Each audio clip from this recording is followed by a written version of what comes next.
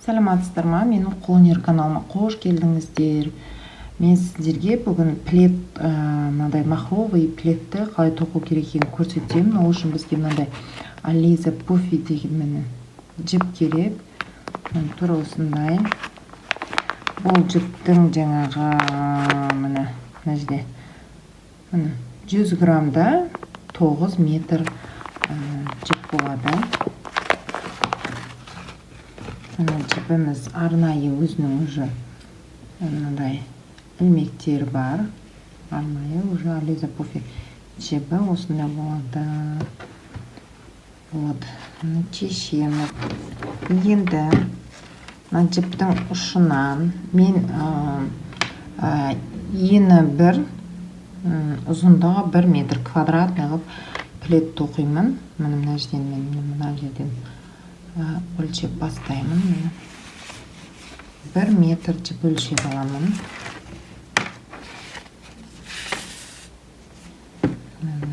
Былай 1,5 деп аламын. Өйткені ол шірейеді бізден. Мына енді қараңыздар.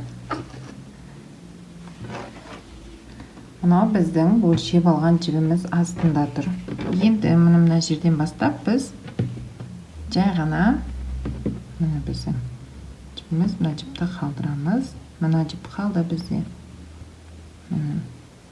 Жай ғана өткіземіз. Мына жіп бар ғой, астындағы өлшеп алған жібіміз бар. Соның тесігіне, мына тесікте, мына үстіндегі біздің рабочий жіпті өткіземіз.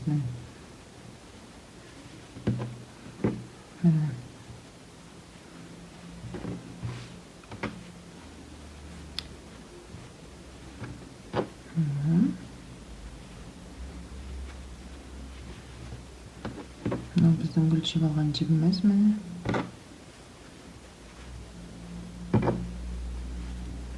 Солай.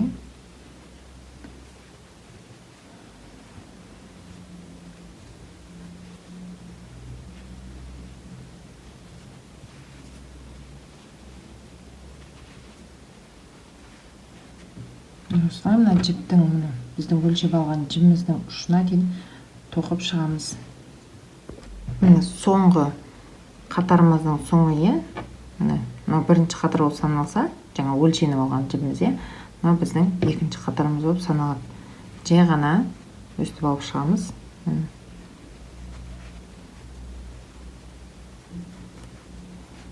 Осылай.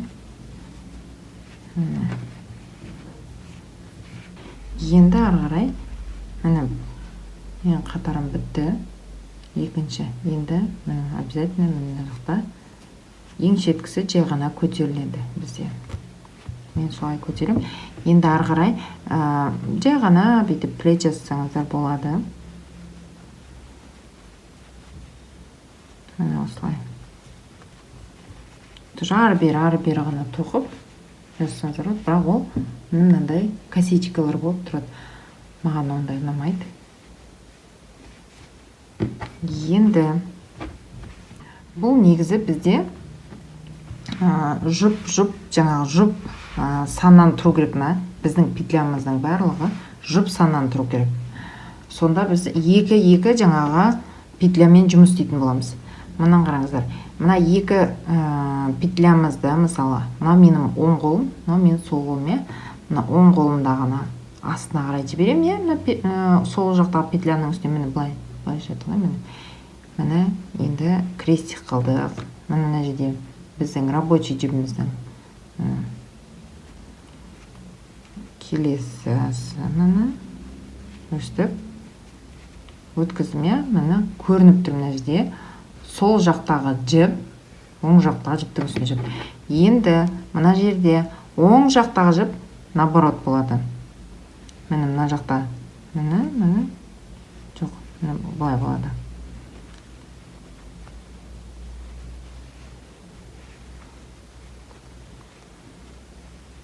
Енді мен аламындан мына жерде былай крестик қыламын. Кейде чатасып кететін болады, ол кезде шешу керексіздер. Міне сонда былай, біресе былай, біресе былай. Біресе оң жақтағыны, біресе сол жақтағыны үстіне қоясыздар, сонда крестик шығады міне. Мына жерде көрініп тұр, былай болып тұр, міне, мына жіп жоғары қарап тұр. Енді біз оң жақтағыны, міне, оң жақтағы жіпті, сол жақтағы, петляны, сол жақтағы петляның үстіне қою керек бізді. Нарғай тоқу керек боламыз. Рабочий жіптің петлясынан алып. Енді, міне осылай крестик қылып, аяғына дейін тоқисыздар. Біресе оң жағындағынан сол жағына көтеріп петляны, біресе сол жақтағы петляны оң жақтағы петляға көтеріп, осылай тоқу керек болады. Мына енді, мына жерде менде 3 петля қалды. Соңғы петляларым. 3-ші қатарымыз біздің.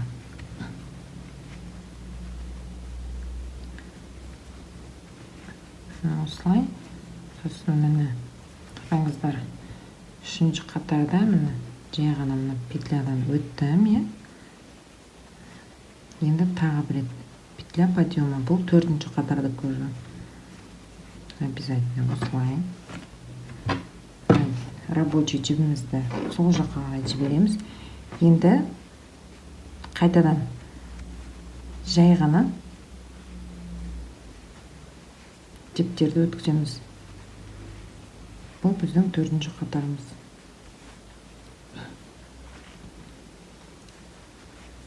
Осылай жай ғана өткізіп аламыз. Соңына дейін өткізіп аламыздар. Міне осындай мына әдемі ұзақ болып шығады. Міне ең соңғы 4-ші қатарымыздың ең соңғы жағы. Міне 4-ші қатар бітті, Қараңыздар, жүрілген бір-біріне бітіп.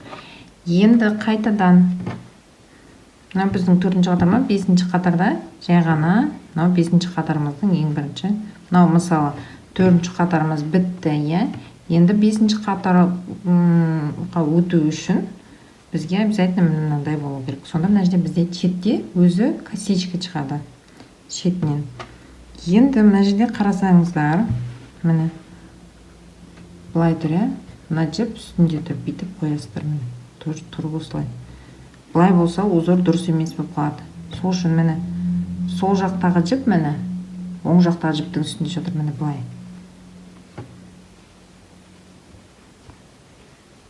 Осылай. Енді мына жерді қарасаңыздар, оң жақтағы жіп, сол жақтағы жіптің үстінде. Бұл жіп деп петля.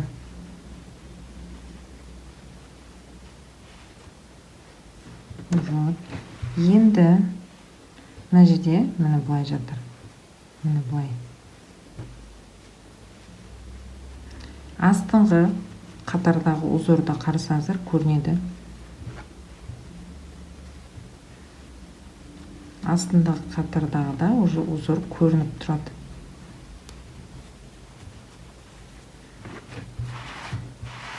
Міне. Осыға бит-бит бөрілген болып көтеріле береді.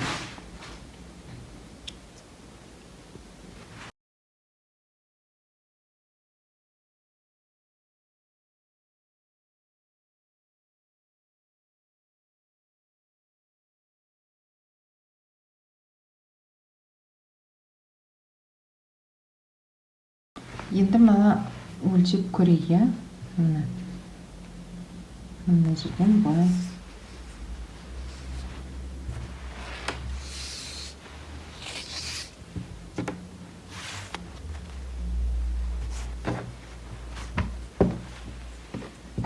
Мына жағы бізде міне 1 метр, Енді ұзындығын өлшеміз. Бұл ені болған. Енді мұны мен былай өлшеп көрінеді.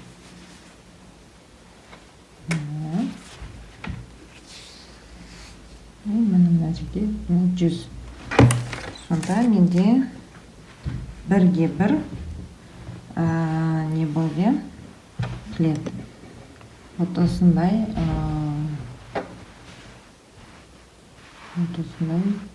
ол тоқылып жатыр. Енді мына менің соңғы қатарым жай ғана былай тоқылып жатыр ма?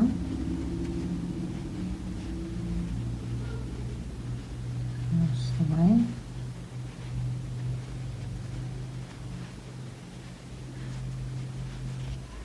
Ең соңғысы міне болды. Мына жерде қайшы жоқ менде. Вот так.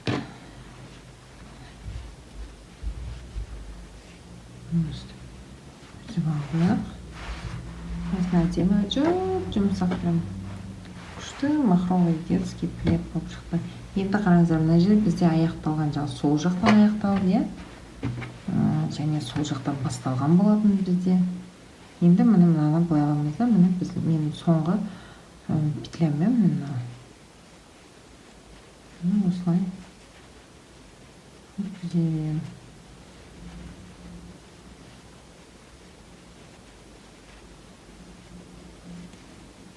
Міне осындай өрілген болып шығады. Шеті соны мынада алға қарай өстіп жылжи береміз.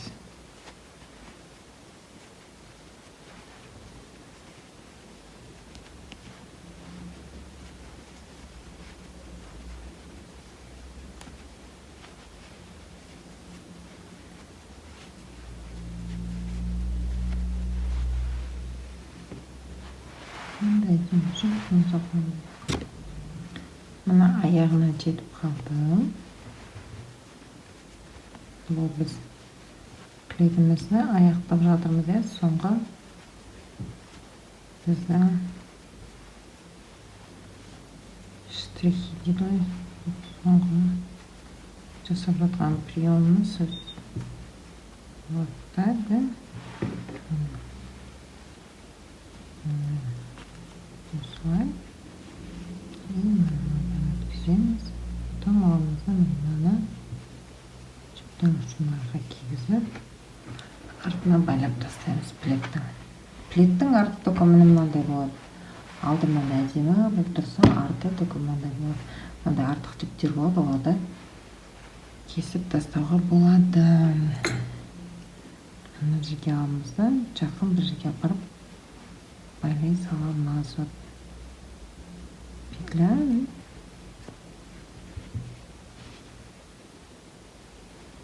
Бүйтіп тығып қойсақ болады жіптің ұшын.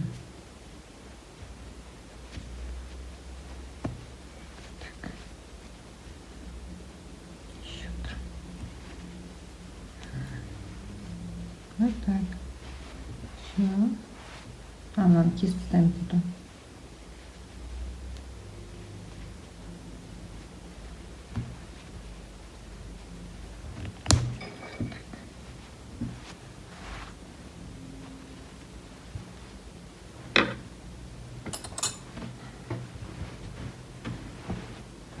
Осындай жұмсақ плед.